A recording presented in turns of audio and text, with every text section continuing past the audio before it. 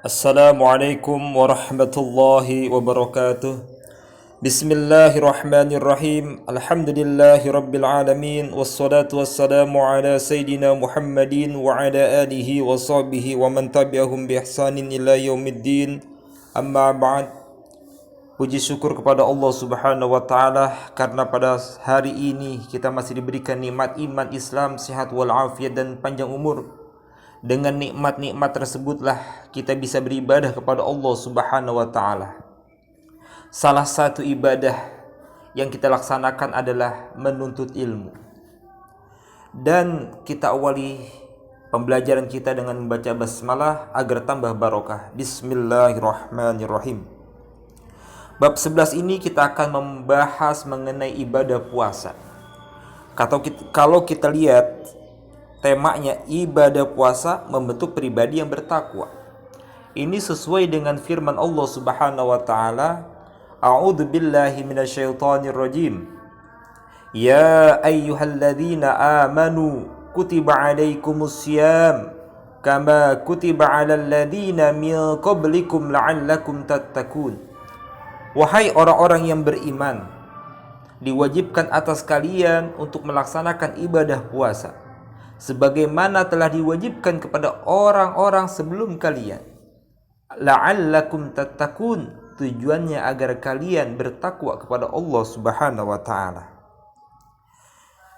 Insyaallah kompetensi dasarnya yang akan kita bahas adalah semoga peserta didik ini mampu memahami tentang pengertian ibadah puasa.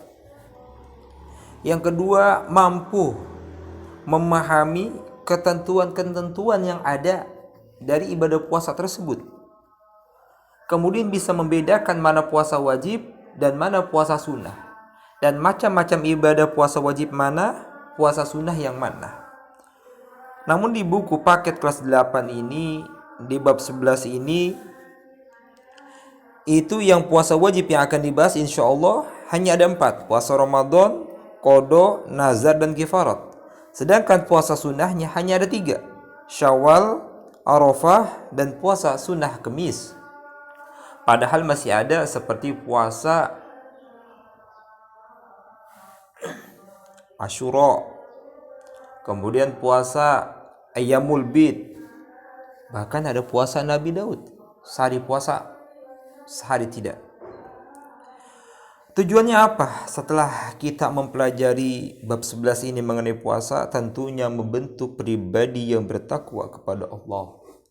Salah satu di antara sikap mulia dari orang yang bertakwa adalah pertama, berperilaku jujur.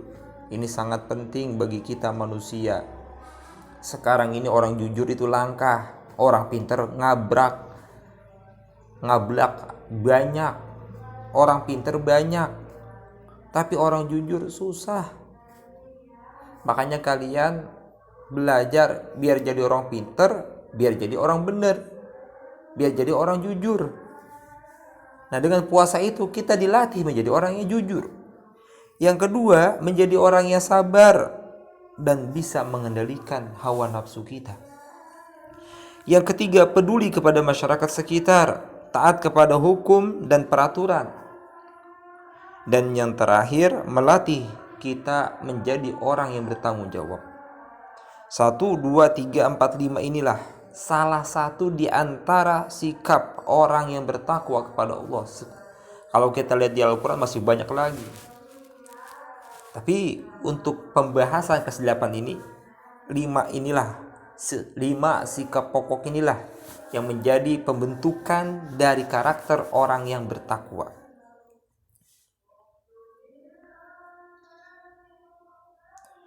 Oke, langsung saja. Puasa Ramadan atau puasa, kalau di sini puasa ya. Puasa merupakan rukun Islam yang keempat. Puasa berasal dari kata puasa itu bahasa Indonesia. Bahasa Arabnya syam bisa, saum bisa. Nah, saum dan syam secara bahasa itu artinya menahan. Kita tidak makan 1 jam, namanya puasa. Kita tidak buang angin nih, kita tahan, itu namanya kita puasa secara bahasa. Sedangkan secara istilah, menahan diri dari segala sesuatu yang dapat membatalkannya, mulai dari terbit fajar sampai terbenamnya matahari dengan niat dan beberapa syarat tertentu. Jadi yang perlu digarisbawahi, puasa itu dimulai sejak fajar sodik, azan subuh udah mulai kita start puasa. Makanya kalau udah azan nggak boleh orang sahur, nggak boleh makan, nggak boleh minum. Udah lampu merah, makanya ada imsak. Imsak itu diibaratkan lampu kuning. Nah sebelum imsak itu lampu hijau, kita masih bebas. Mulai startnya pas azan. Sampai kapan? Sampai beduk maghrib, sampai waktu maghrib tiba. Tentunya di sini ada niat yang khusus. Misalnya ada orang nggak punya duit, nggak punya makanan juga, kemudian dia kagak niat puasa, tentunya dia menahan makan dari subuh sampai maghrib, itu tidak dikategorikan puasa. Atau ada orang berpuasa tapi lupa niat malamnya, itu pun sama, tidak sah puasanya, karena harus ada niatnya dan memenuhi syarat-syaratnya yang tertentu. Oke. 1. Puasa wajib. Puasa wajib adalah puasa yang harus dilaksanakan oleh setiap umat Islam. Tentunya yang sudah balik. Balik itu apa? Sudah dewasa. Kapan? Umur 15 tahun bagi laki-laki perempuan. Kalau misalnya dia belum haid dan belum mimpi basah. Tapi kalau perempuan yang sudah haid atau mimpi basah tanpa menunggu umur 15 tahun, maka dia sudah dikategorikan sudah balik. Laki-laki mimpi basah, maka dia sudah balik. Ada anak laki-laki perempuan belum haid, belum mimpi basah, maka tatkala dia sudah memasuki umur 15 tahun, maka dia sudah dikategorikan orang yang sudah balik. Maka wajib dia berpuasa. Dan apabila ditinggalkan nih puasa yang wajib ini, hukumnya adalah haram, berarti berdosa. Ya kalau anak SMP rata-rata kan perempuannya sudah haid, laki-lakinya sudah mimpi basah. Nah berarti sudah ada kewajiban untuk kalian berpuasa. Yang pertama dari 4 puasa yang diwajibkan oleh Allah Subhanahu wa taala itu adalah puasa Ramadan. Puasa Ramadan, puasa yang dilaksanakan di bulan Ramadan yang merupakan rukun Islam keempat. Ingat, puasa ini rukun Islam yang keempat, diwajibkan tatkala Rasulullah itu hijrah. Berarti di tahun kedua Rasulullah hijrah kota Madinah. Hukumnya fardu ain, berarti wajibnya secara individu. Misalnya, karena kan ini wajib puasa Ramadan. Apabila seseorang itu karena sakit, dia bepergian, karena ada uzur syar'i, maka orang ini tentu tidak puasa di bulan suci Ramadan. Terus bagaimana cara melunasinya? Maka dia puasa qadha namanya. Ada beberapa syarat agar puasa ini menjadi sempurna. Syarat wajib puasa. Orang Islam berkewajiban untuk melaksanakan ibadah puasa apabila memenuhi syarat. Pertama, berakal. Ya orang gila agak usah puasa. Balik, dewasa. Yang ketiga, mampu berpuasa. Kalau nggak mampu ya nggak wajib. Orang sakit, dia kan nggak mampu, maka nggak puasa. Orang yang udah tua, udah sepuh, misalnya udah nggak kuat puasa, ya nanti dikodok. Misal dikodok nggak bisa, nanti namanya bayar fidyah. Yang kedua, syarat sahnya puasa. Kalau tadi syarat wajib, berarti orang-orang yang wajib. Nah sekarang syarat sahnya puasa nih. Pertama, beragama Islam. Orang kafir puasa nggak sah. Yang kedua, mumayyiz. Artinya apa? Orangnya sudah ngerti, sudah tahu mana perempuan cakep, mana tahu perempuan jelek. mana kanan, mana kiri. Bisa pakai baju, itu namanya mumayyiz. Misal dia belanja ke warung 5.000, belanjaannya 2.000, kembali 3.000, dia ngerti, itu namanya mumayyiz. Anak zaman sekarang taunya duit doang 5.000, tapi dibuangin sama pedagang, namanya bukan mumayyiz, karena dia kenal duit 5.000 doang, gambarnya warnanya misalnya agak oren-orenan. 100.000 dia tahu warna merah, itu doang. Tapi tatkala transaksi dia nggak mengerti, namanya belum mumayyiz. Yang ketiga, suci dari darah haid dan nifas. Maksudnya apa? Orang yang sah puasanya itu orang yang tidak haid. Jadi perempuan tatkala dia puasa, tahu-taunya 5 menit menjelang azan maghrib dia haid, maka seketika itu juga puasanya batal, puasanya tidak sah, jangan dilanjutin. Untuk apa Anda lanjutkan sedangkan Anda tidak sah untuk melaksanakannya? Kan sayang Ustadz, walaupun sayang itu tidak sah, tetap nanti ganti setelah bulan suci Ramadan insya Allah. Yang keempat, dalam waktu yang diperbolehkan untuk berpuasa, berarti ada waktu-waktu yang tidak boleh berpuasa. Contohnya apa? Hari-hari tasyrik 11, 12, 13 di bulan Zulhijjah, tanggal 1 Syawal, kemudian tanggal 10 Zulhijjah itu lebaran haji. Itu juga sama. Itu adalah yang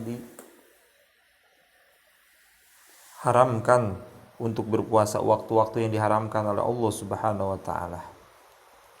Saran yang ketiga, rukun puasa.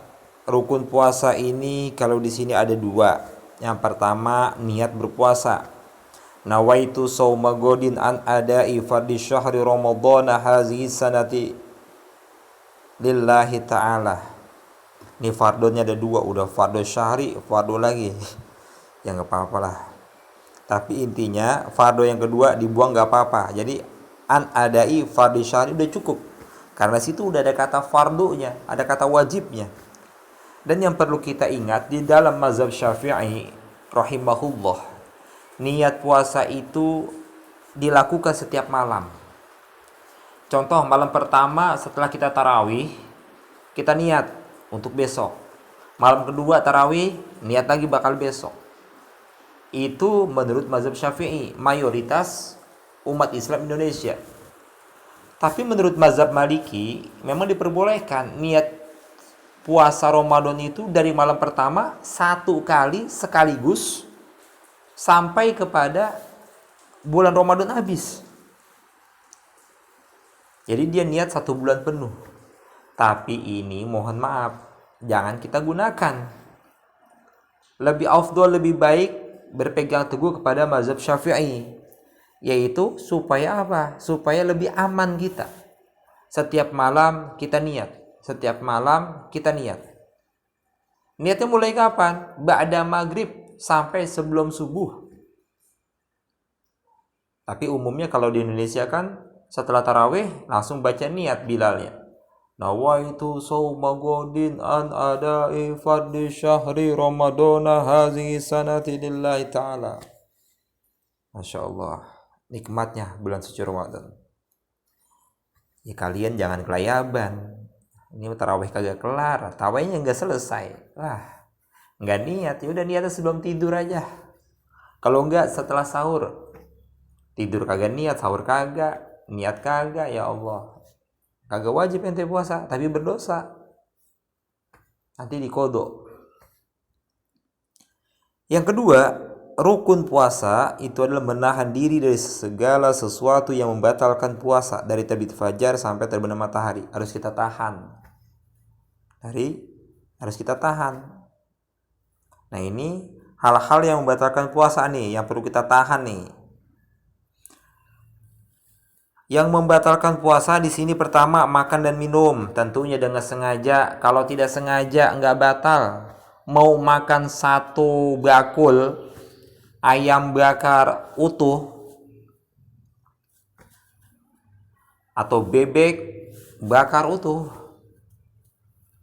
nasi bebek, waduh enak bener tuh, makan dan dia memang lupa, ya bersyukur kepada Allah, itu nikmat Allah memberikan makan kepada dia.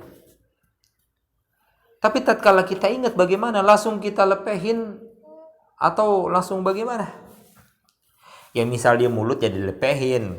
Tapi kalau udah kita pas ingatnya ini sudah selesai, dalam arti suapan yang pertama udah kita telan, baru kita ingat kita mau nyuap lagi nih, maka langsung saja berhenti, nggak usah dimuntahin. Kalau dimuntahin justru malah batal, karena muntah dengan sengaja. Jadi makan minum dengan sengaja. Bagaimana Pak Ustadz kalau ada teman saya makan, dia lupa memang. Kita nih yang tahu nih, dia lagi puasa, dia lupa. Taunya dia makan, kita temannya nggak usah mengingatkan. Biarin aja, kesian dia. Orang lagi makan dapat nikmat dari Allah, kita gangguin. Kejadian makan dulu. Dia minum dulu nih, udah makan kenyang, dia minum, Masya Allah, nasi padang, minum es kelapa muda lagi, puasa lagi, Masya Allah tuh, kita nggak usah ingetin. Pas udah selesai mereka udah minum, baru kita ingetin, ente lupa lagi puasa, ya Allah, ane lupa, aduh, enak bener tapi kata dia, wah dia ngeledek kita tatonya. Jadi ini yang perlu jadi pelajaran penting, gak usah diingetin, biarin aja. Tadi juga kalau dia kagak inget baru kita ingetin, karena itu nikmat dari Allah. Yang kedua, muntah yang disengaja atau dibuat-buat. Tapi kalau orang sakit, dia memang niat mau puasa, taunya muntah seketika, itu nggak batal. Ini muntah disengaja. Bagaimana caranya? Dikodek-kodek tuh tenggorokannya sama dia sampai dia muntah. Atau tadi makan kemudian dilepehin sama dia, dimuntahin semuanya sama dia yang udah masuk ke rongga atau ke dalam perut, itu batal. Bahkan bagi orang yang seperti itu, dia wajib seperti orang masukin air ke tenggorokan gini nih. Nah, mohon maaf nih suaranya. Nah gitu, wajib tuh langsung dilepehin. Karena kenapa? Karena yang namanya orang muntah itu kan najis. Muntah itu najis. Ingat, muntah itu najis. Nah, di tenggorokan kita ada najis, makanya harus dikeluarkan. Pak Ustadz, bagaimana tatkala lagi pakai air tenggorokan, tahu-tahunya ketelan dikit? Allah Maha tahu. Yang penting kagak sengaja, begitu aja. Ini mah sengaja banget. Tahu-tahunya ditelan sama dia. Ya batal lah. Yang ketiga, berhubungan suami istri. Ini ada suami istri nikahnya di bulan Sya'ban, tahu-taunya dia lupa Ramadan, habis sahur dia tidur, tahu-taunya dia melakukan hubungan suami istri ini. Maka pertama dia berdosa, yang kedua suaminya itu wajib membayar kifarat. Kifaratnya apa? Ingat nih, nanti bakal kalian nanti sudah dewasa, sudah menikah. Jadi yang kena hukuman itu bukan perempuannya. Kalau perempuannya cukup membayar kodok 1 hari saja. Kalau laki-laki kena berapa? Puasa 2 bulan berturut-turut. Kalau nggak sanggup, dia memerdekakan budak. Kalau budak kagak ada, dia memberikan makan kepada fakir miskin sebanyak 60 orang. Tuh hati-hati nih berhubungan suami istri ini. Namanya membayar kifarat. Membayar kifarat. Di zaman Nabi Muhammad itu pernah ada kejadian orang miskin melakukan pelanggaran berhubungan suami istri di bulan suci Ramadan. Kemudian dia menghadap Rasulullah, ya Rasulullah, saya ini telah melanggar, saya ini telah berbuka puasa dengan cara melakukan hubungan suami istri.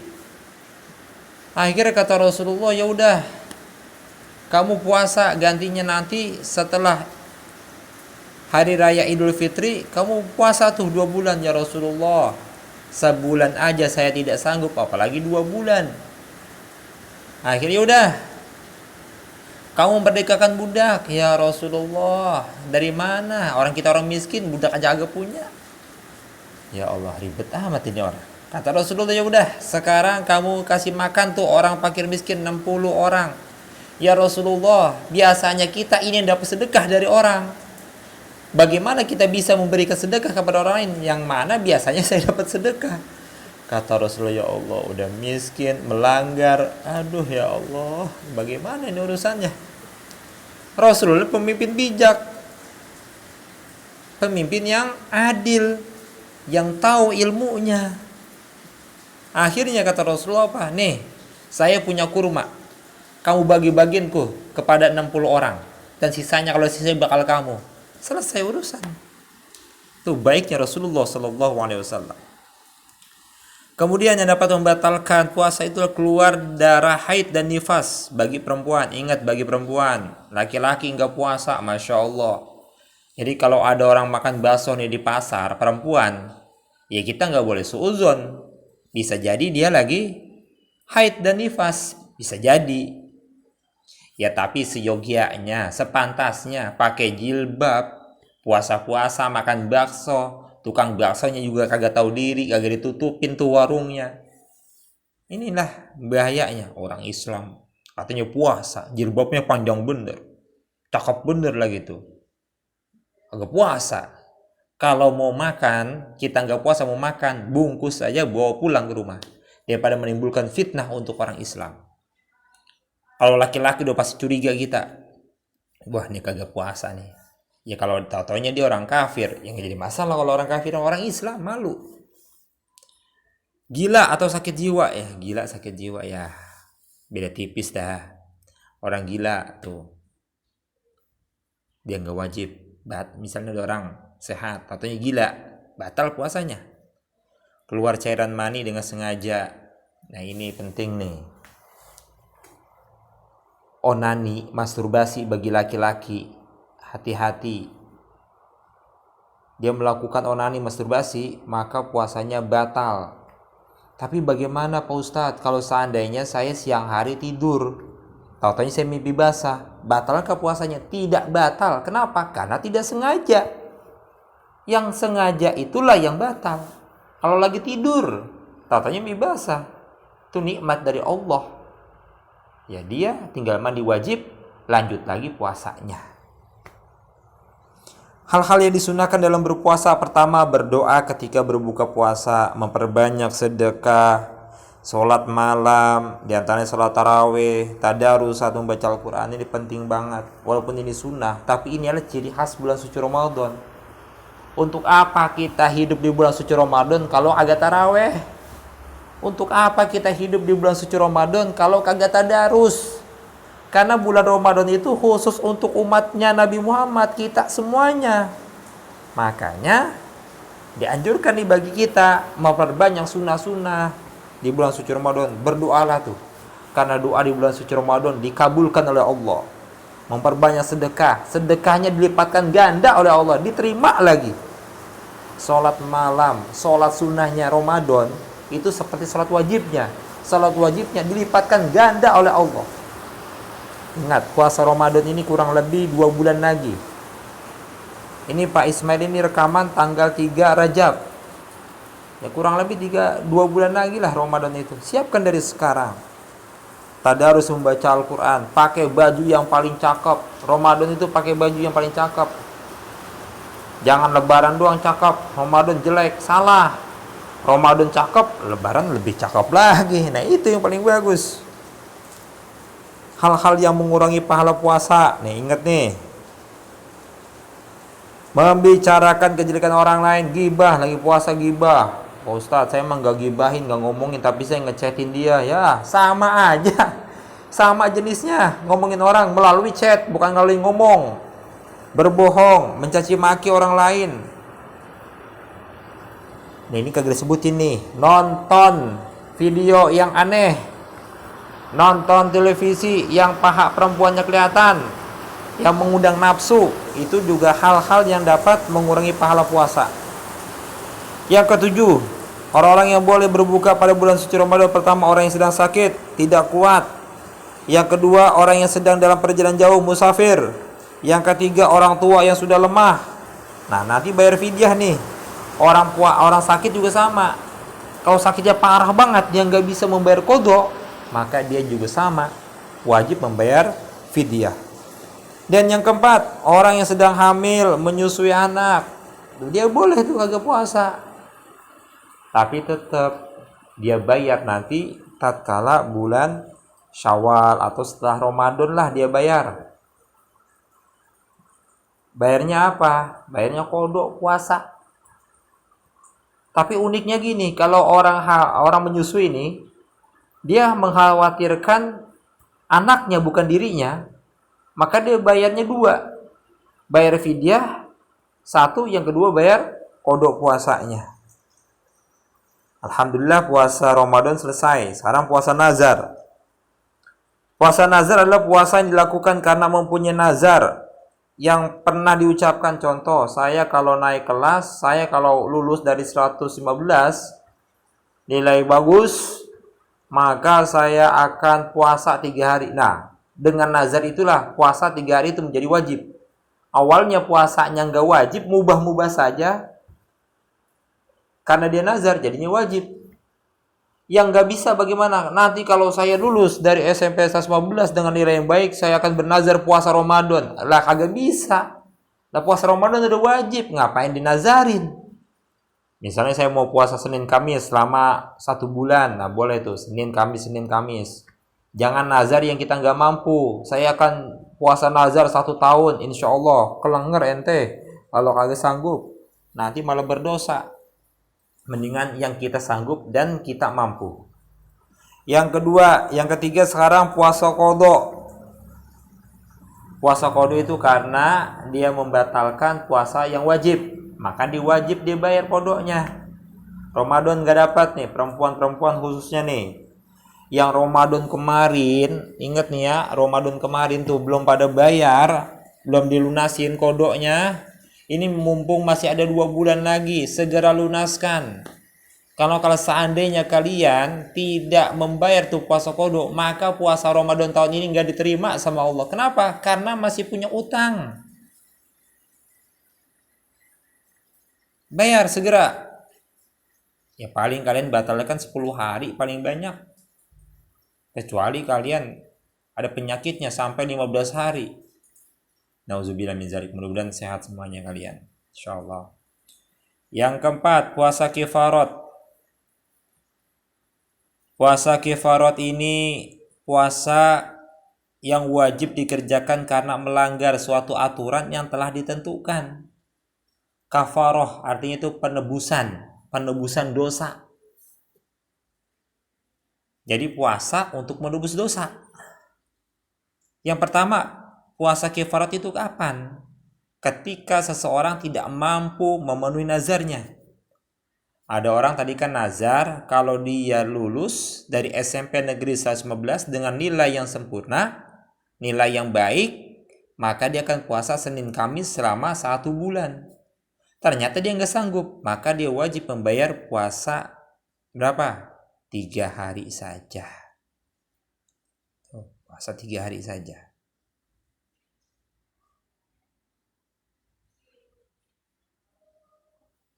Puasa nggak sanggup juga, ya udah membayar fidyah. Berapa? 10 orang miskin. Tinggal ini mah enak banget. Kalau orang kaya enak banget ya. Bayarnya 10 orang. Ya, 10 orang bayarnya bagaimana? Misalnya makanannya kita biasa makan itu apa? Yang enak, harga makanan kita biasanya berapa? 30.000. Nah 30.000 itu kita beliin makanan nasi padang yang enak. Kita kasihlah 10 orang. Berarti 30 kali 10 kan 300. Oh udah selesai. Kalau nggak punya duit, ya tinggal kita puasa 3 hari. Selesai. Namanya puasa kifaroh. Kifarot kalau di sini. Berkumpul dengan istri pada siang hari Ramadan. Ini udah Pak Ismail jelasin. Membunuh tidak sengaja. Maksudnya bagaimana? Ada orang lagi naik motor, tahu-tahu dia nabrak orang meninggal dunia. Nah ini kan tidak sengaja. Karena kenapa? Motor itu bukan untuk membunuh, tapi kendaraan. Dan itu pun tidak sengaja. Nah maka dia wajib membayar kifarat. Nah kifaratnya itu apa? Pertama, memerdekakan hamba sahaya sambil memberikan santunan kepada pihak korban. Berapa jumlahnya? 100 ekor onta. Masya Allah, hitung aja kalau onta 50 juta tuh harganya. Jika tidak mampu, berpuasa selama 2 bulan berturut-turut. Masya Allah, puasa 2 bulan berturut-turut. Hanya kalau mengendarai, hati-hati, ingat-ingat, baca istighfar, sholawat kepada Nabi agar selamat. Yang keempat, melakukan ziar kepada istri, menyamakan istri dengan ibunya. Kan suami sama ibunya kan gak boleh berhubungan suami istri. Nah istrinya disamain sama emaknya. Kamu mirip emak saya, punggungnya lurus, badannya halus. Dan nggak boleh. Pak Ustadz, bagaimana kalau menyamakan sifatnya? Kalau sifatnya boleh, kamu kayak mama aku, rajin nyapunya, rajin nyucinya. Itu nggak apa-apa, seneng dia. Masakan kamu enak ya mama aku, itu boleh. Yang nggak boleh menyamakan fisiknya. Yang menyebabkan laki-laki itu nggak boleh berhubungan dengan dia. Yang kelima, mencukur rambut ketika ihram. Dan yang keenam, berburu ketika ihram. Ihram itu artinya berpakaian orang pergi haji, tahu kan tuh yang putih. Nah itu, jadi nggak boleh cukur rambut, nggak boleh berburu. Dia nyari, ya di Arab dia nyari apa, nyari kadal, misalnya nyari gurun, kadal gurun. Ya ada aja orang istilahnya kadal gurun. Ya kita nggak usah ikut politik nak, tapi wajib tahu ya. Lanjut, misal berburu kambing, berburu kijang nggak boleh. Karena kenapa? Sedang ihram khusus ibadah kepada Allah Subhanahu wa taala. Dan yang ketujuh, mengerjakan haji dan umroh dengan tamatu. Nah, ini orang Indonesia, umumnya orang Indonesia. Haji tamatu itu dia melakukan haji melalui umroh dulu. Jadi umroh dulu baru haji. Nah, ini haji tamatu. Karena ini bukan pembahasannya, cukup kalian tahu sampai di situ aja. Orang Indonesia rata-rata mengerjakan haji tamatu karena lebih ringan. Karena setelah umroh dia bebas pakai baju bebas, nggak pakai baju ihram lagi sampai nanti pas hari haknya, hari hajinya. Mungkin untuk yang wajib sampai di sini Pak Ismail jelaskan. Insya Allah akan Pak Ismail sampaikan puasa sunnahnya. Terima kasih banyak, mudah-mudahan ada manfaatnya. Kita akhiri dengan baca hamdalah. Alhamdulillahirabbil alamin. Wassalamualaikum warahmatullahi wabarakatuh.